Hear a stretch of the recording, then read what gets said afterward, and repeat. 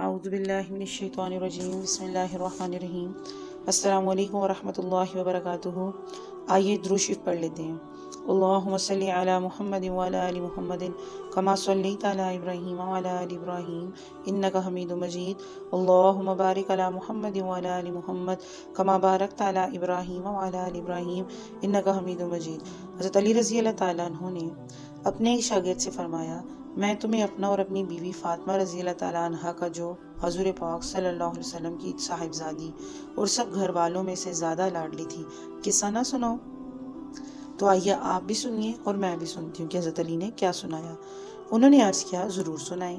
فرمایا کہ وہ خود چکی پیستی تھیں، سبحان اللہ، جس سے ہاتھوں میں گڈھے پڑ گئے تھے، اور خود ہی مشک بھر کر لاتی تھیں جس سے سینے پر رسی کے نشان پڑ گئے تھے، خود ہی جھاڑو دیتی تھیں جس کی وجہ سے کپڑے میلے رہتے تھے۔ ایک مرتبہ حضور پاک صلی اللہ علیہ وسلم کی خدمت میں کچھ لونڈی غلام آئے۔ میں نے حضرت فاطمہ سے کہا، تم اگر اپنے والد صاحب سے کچھ جا کر ایک غلام مانگ لاؤ تو اچھا ہے، سہولت رہے گی۔ وہ گئیں، آپ صلی اللہ علیہ وسلم کی خدمت میں لوگوں کا مجمع تھا، اس لیے واپس چلی آئیں۔ آپ صلی اللہ علیہ وسلم دوسرے روز خود ہی مکان پر تشریف لائے اور فرمایا، تم کل کس کام کو آئی تھی؟ وہ چپ ہو گئیں، شرم کی وجہ سے بول بھی نہ سکی۔ میں نے عرض کیا، حضور پاک، چکی سے ہاتھ میں نشان پڑ گئے ہیں، مشکیزہ بھرنے کی وجہ سے سینے پر نشان پڑ گیا ہے، جھاڑو دینے کی وجہ سے کپڑے بھی میلے رہتے ہیں۔ کل آپ کے پاس کچھ لونڈی غلام آئے تھے، اس لیے میں نے ان سے کہا تھا کہ ایک خادم اگر مانگ لائیں تو ان مشقتوں میں سہولت ہو جائے گی۔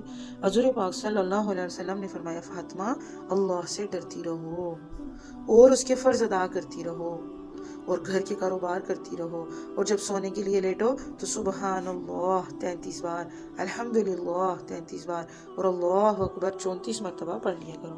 یہ خادم سے بہتر ہے۔ انہوں نے عرض کیا، میں اللہ کی تقدیر اور اس کے رسول کی تجویز سے راضی ہوں۔ دوسری حدیث میں حضور پاک صلی اللہ علیہ وسلم کی چچا زاد بہنوں کا بھی اسی قسم کا قصہ واقعہ ہوا۔ وہ کہتی ہیں کہ ہم دونوں بہنیں اور حضور پاک صلی اللہ علیہ وسلم کی بیٹی فاطمہ تینوں حضور پاک صلی اللہ علیہ وسلم کی خدمت میں حاضر ہوئی اور اپنی مشقت اور دقتیں ذکر کر کے ایک غلام کی طلب کی۔ حضور پاک صلی اللہ علیہ وسلم نے فرمایا کہ خادم دینے میں تو بدر کی یتیم تم سے زیادہ مقدم ہے، اور میں تمہیں خادم سے بھی زیادہ بہتر چیز بتاؤں؟ ہر نماز کے بعد یہ تینوں کلمے یعنی سبحان اللہ، الحمدللہ، اللہ اکبر 33 اور 34 مرتبہ، لا الہ الا اللہ وحدہ لا شریک لہ لہ الملک و لہ الحمد وہو علی کل شیء قدیر ایک ہی بار پڑھ لیا کرو۔ یہ خادم سے زیادہ بہتر ہے۔ سبحان اللہ۔ دو جہانوں کے سردار نے اپنی پیاری سی صاحبزادی، لاڈلی بیٹی، ساری عورتوں کی سردار، خاتون جنت کو کوئی خادم نہ دیا، اور ہم کیا کہتے ہیں کہ اپنی بیٹیوں کو جہیز میں بھی خادم دے دیں۔ غور کرنے کی بات ہے کہ یہاں پر ہمارے لیے کتنی بڑی تربیت ہے، اور اس تسبیح میں اتنے زیادہ فائدے ہیں کہ اگر آپ کے کوئی دن کے کام باقی پڑے ہوئے پینڈنگ ہیں، اگر آپ رات کو یہ پڑھ کے سو جائیں گی، آپ کے دن والے پچھلے دن کے بھی سارے کام مکمل ہو جائیں گے، اور چارجنگ اتنی تیز ہو جائے گی جیسے آپ کے اندر بجلی بھر جائے۔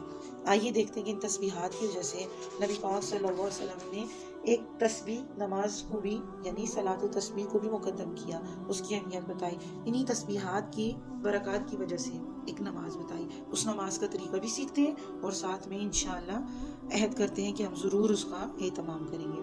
سنیے، حضور پاک صلی اللہ علیہ وسلم نے ان تسبیحات کے اہتمام اور فضیلت کی وجہ سے ایک خاص نماز کی ترغیب بھی فرمائی جو صلاۃ تسبیح کے نام سے مشہور ہے۔ اسی وجہ سے اس کو صلاۃ تسبیح کہا جاتا ہے۔ یہ تسبیحات اس میں 313 بار پڑھی جاتی ہیں، یہ اونلی 300 بار پڑھی جاتی ہیں۔ حضور پاک صلی اللہ علیہ وسلم نے بہت ہی اہتمام اور ترغیبوں کے ساتھ اس نماز کو تعلیم فرمایا، چنانچہ حدیث شریف سنیے۔ حضور پاک صلی اللہ علیہ وسلم نے ایک مرتبہ اپنے چچا حضرت عباس رضی اللہ عنہ سے فرمایا، اے عباس، اے میرے چچا، کیا میں تمہیں ایک عطیہ کروں، ایک بخشش کروں، ایک چیز بتاؤں، تمہیں 10 چیزوں کا مالک بناؤں؟ جب تم اس کام کو کرو گے تو اللہ پاک تمہارے سب گناہ، پہلے اور پچھلے، پرانے اور نئے، غلطی سے کیے ہوئے، جان بوجھ کر کیے ہوئے، چھوٹے اور بڑے، چھپ کر کیے ہوئے، کھلم کھلا کیے ہوئے، سب ہی معاف فرما دیں گے۔ وہ کام یہ ہے کہ 4 رکعت نفل 7 تسبیح کی نیت باندھ کر پڑھو، اور ہر رکعت میں جب الحمدللہ اور سورت پڑھ چکو تو رکوع سے پہلے سبحان اللہ والحمدللہ ولا الہ الا اللہ واللہ اکبر 15 بار پڑھو، اور پھر جب رکوع کرو تو 10 بار اس میں پڑھو، پھر جب رکوع سے کھڑے ہو تو 10 مرتبہ پڑھو، پھر سجدہ کرو تو 10 مرتبہ اس میں پڑھو، پھر سجدے سے اٹھ کر بیٹھو تو 10 مرتبہ پڑھو، پھر جب دوسرے سجدے میں جاؤ تو 10 مرتبہ اس میں پڑھو، پھر جب دوسرے سجدے سے اٹھو تو دوسری رکعت میں کھڑے ہونے سے پہلے बैठ कर 10 मरतबा पढ़ो। इन सब की तादाद 75 हुई। इसी तरह हर रकत में 75 दफ़ा होगा। और अगर मुमकिन हो सके तो रोज़ाना 1 मरतबा इस नमाज को पढ़ लिया करो। ये ना हो सके तो हर जुमे को 1 मरतबा पढ़ लिया करो। और अगर ये भी ना हो सके तो महीने में ही 1 मरतबा पढ़ लिया करो। और ये भी ना हो सके तो हर साल में 1 मरतबा पढ़ लिया करो। ये भी ना हो सके तो उम्र भर में 1 मरतबा पढ़ लिया करो। सुबहान अल्लाह, सुबहान अल्लाह। एक सहाबी कहते हैं कि मुझसे हुज़ूर पाक सल्लल्लाहु अलैहि वसल्लम ने फरमाया, कल सुबह को आना, तुमको एक बख्शिश करूँगा, एक चीज़ दूंगा, एक अतिया करूँगा। वो सहाबी रज़ियल्लाहु तआला अन्हु कहते हैं, मैं इन अल्फाज से ये समझा कोई माल अता फरमाएंगे। जब मैं हाजिर हुआ तो फरमाया कि जब दोपहर को आफ्ताब ढल चुके तो 4 रकत नमाज पढ़ो। इसी तरीके से बताया जो पहली हदीस में गुजरा। और ये भी फरमाएगा अगर तुम सारी दुनिया के लोगों से ज़्यादा गुनाहगार हो तो तुम्हारी गुनाह माफ़ हो जाएंगे। मैंने अर्ज़ किया अगर इस वक्त मैं किसी वजह से ना पढ़ सकूं तो इरशाद फरमाया जिस वक्त हो सके दिन में या रात में पढ़ लिया करो। हज़रत पाक सल्लल्लाहु अलैहि वसल्लम ने अपने चचाजाद भाई हज़रत जाफ़र रज़ी अल्लाह ताला अन्हु को हबशा भेज दिया था। जब वो वहाँ से वापस मदीना तैयबा पहुँचे तो हज़रत पाक सल्लल्लाहु अलैहि वसल्लम ने उनको गले लगाया और पेशानी के ऊपर एक बोसा दिया। फिर फरमाया मैं तुझे एक चीज़ दूँ, एक खुशखबरी सुना दूँ, एक बख्शिश करूँ, एक तोहफ़ा दूँ। उन्होंने अर्ज़ किया ज़रूर। हज़रत पाक सल्लल्लाहु अलैहि वसल्लम ने फरमाया 4 रकत नफल नमाज पढ़ ले। फिर इसी तरीके से बताई जो मैंने आपके साथ जिक्र की। इस हदीस में इन 4 कलमों के साथ ला हौला वला कुव्वता इल्ला बिल्लाहिल अलिय्यिल अज़ीम भी आया है। यानी जो पहले मैंने आपके साथ हदीस शेयर की उनमें सिर्फ सुबहानल्लाहि वल्हम्दुलिल्लाहि वला इलाहा इल्लल्लाहु अल्लाहु अकबर आता है। और जो मैंने आपके साथ अभी हदीस शेयर की तो इसमें वला हौला वला कुव्वता इल्ला बिल्लाहिल अलिय्यिल अज़ीम भी आता है। अगर इसका भी एहतमाम कर लें तो यानी क्या कहने। हज़रत अब्बास रज़ी अल्लाह फरमाते हैं कि मुझसे हुज़ूर पाक सल्लल्लाहु अलैहि वसल्लम ने फरमाया मैं तुम्हें बख्शिश करूं, एक अतिया कर दूं, एक चीज़ अता करूं। वो कहते हैं मैं ये समझा कि कोई दुनिया की ऐसी चीज़ का इरादा है जिसको नहीं दी, जो कभी किसी को नहीं दी। इसी वजह से इस किस्म के अल्फाज बख्शिश अता फरमा रही हैं, बार बार फरमा रही हैं। फिर आप सल्लल्लाहु अलैहि वसल्लम ने 4 रकत नमाज सिखाई जो ऊपर गुजरी। इसमें यह भी फरमाया कि जब अतहियात के लिए बैठो तो पहले इन तस्बीहों को पढ़ो फिर अतहियात पढ़ना। सुभान अल्लाह। तो आइए आज से हम ये इरादा करते हैं कि सलात तस्बीह की फ़ज़ाइल यानी ज़िंदगी में एक बार पढ़ लेंगे तो ज़िंदगी सारी के गुनाह माफ़ हो जाएंगे।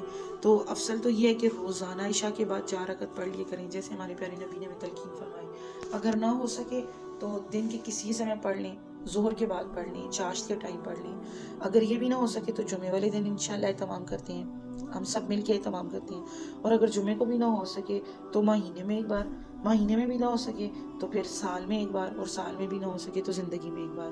तो इतने मेरे ख्याल से हम लोग इतने ज़्यादा भी अपने आप को आसान पसंद ना बनाएं कि हमारे नबी ने जो आसानी के साथ हमें अता कर दिया और इतनी खूबसूरती के साथ सारे सहाबा को प्यार दे दे के अता कर रही हैं एक तोहफ़ा, बख्शिश का तोहफ़ा, यानी अपनी गुनाहों की बख्शिश का, अपने गुनाह माफ़ करवाने का।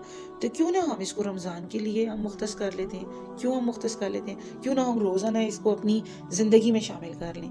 तो अगर रोज़ाना ना कर सकें तो सिर्फ जुमे वाले दिन कर लेते हैं। चलें इंशाअल्लाह इस चीज़ का एहतमाम करते हैं कि आज के बाद हम भी अपनी ज़िंदगी में सलात तस्बीह को अपना रोज़मर्रा मामूल बनाते हैं। जज़ाकुमुल्लाह खैर व अहसनल जज़ा।